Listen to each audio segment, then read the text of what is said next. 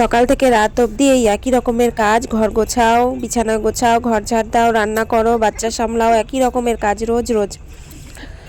তো করতেই হবে, কিছু করার নেই, হাউস ওয়াইফদের কাজই এটা।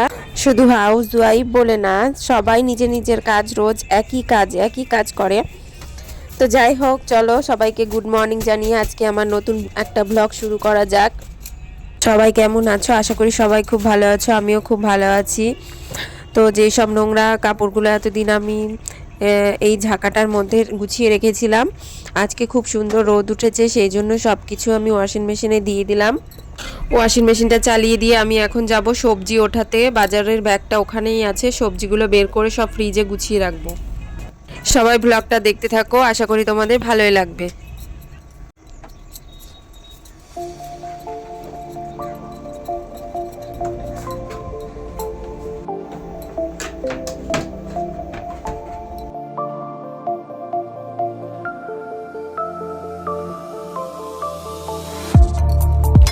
এখানে দেখো সবজি এনেছে, পালং শাক, মূলো আর ফুলকপি।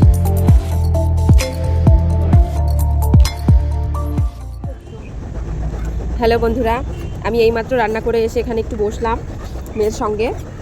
মেয়েকে ঘুম পাড়িয়েছিলাম স্নান করিয়ে, তারপরে ওর ঘুম তো জানোই 10-15 মিনিট, তার মধ্যে আমি একটু রান্নাটা করলাম। আগেই রান্না এগিয়ে রেখেছিলাম, বাঁধাকপি করে রেখেছিলাম, ডাল সিটি দিয়ে রেখেছিলাম, আর হচ্ছে শুধু সম্বার দিলাম ডালটা, আর ভাত করলাম, পাঁপড় ভাজলাম, আর করলাম বুদিয়া করেছি আজকে, কারণ হচ্ছে তোমাদের দাদাভাই আজকে কলকাতা যাবে, হচ্ছে পরোটা করে দিতে বলেছে, পরোটা করে দেব। আর তার সঙ্গে বাঁধাকপি করেছি আর বুদিয়া রান্না করেছি। মেয়ে গেছে স্কুলে, ওর বাবা গেছে কালেকশানে, একটু পরে আসবে বাড়িতে খেতে। আর আমরা মা মেয়ে এখানে বসে আছি, আমরাও খাইনি, খাওয়া দাওয়া হয়নি, এবং 3:30 বাজতে চলবে। সকাল থেকে দেখো তাও একটু রোদ ছিল ভালোই, এখন একবারে আকাশটা একদম দেখো কেমন কালো হয়ে গেল, মেঘলা হয়ে আসলো।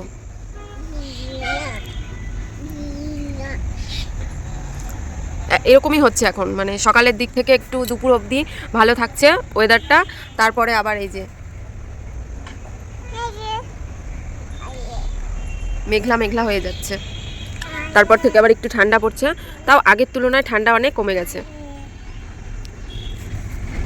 এখন 3:30 মতো বেজে গেছে, তো এখনই তোমাদের দাদাভাই আসলো, ওকে খেতে দিয়ে দিলাম। আর এখানে যে মাম্মাম বসে বসে পাঁপড় খাচ্ছে আর মোবাইল দেখছে, খুব মোবাইল দেখার নেশা হয়ে গেছে, নেশাটা পাল্টাতে হবে।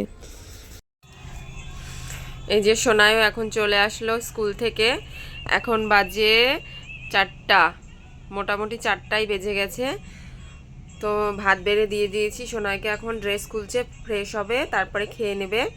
আর এদিকে দেখো কি করছো তুমি, এই যে সৌমি কি করছো? তুতুটাও তোমার সাথে মোবাইল দেখছে, ডান্স ডান্স, বাহ বাহ।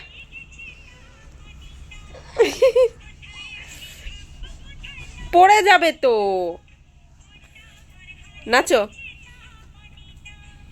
সুন্দর হচ্ছে সুন্দর হচ্ছে। গুড ইভিনিং বন্ধুরা, আবার সন্ধেবেলা চলে আসলাম তোমাদের সঙ্গে আড্ডা দিতে।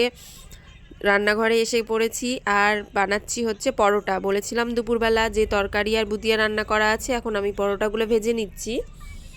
এখন বেজে গেছে সন্ধে 7টা, তোমাদের দাদা ভাইও চলে এসেছে, ও রেডি হচ্ছে, ফ্রেশ হচ্ছে, ততক্ষণ আমি পরোটাগুলো ভেজে ওকে প্যাক করে দিয়ে দিই।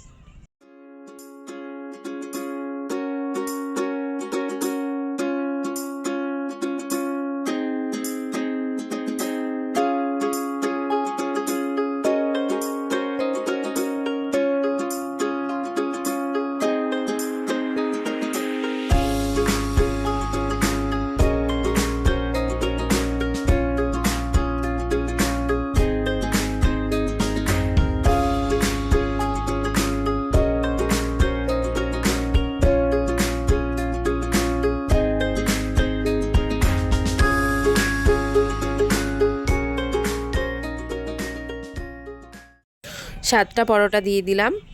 তোমাদের দাদাভাই একা খাবে না, ওর একটা বন্ধু যাবে, সেও খাবে ওর সঙ্গে।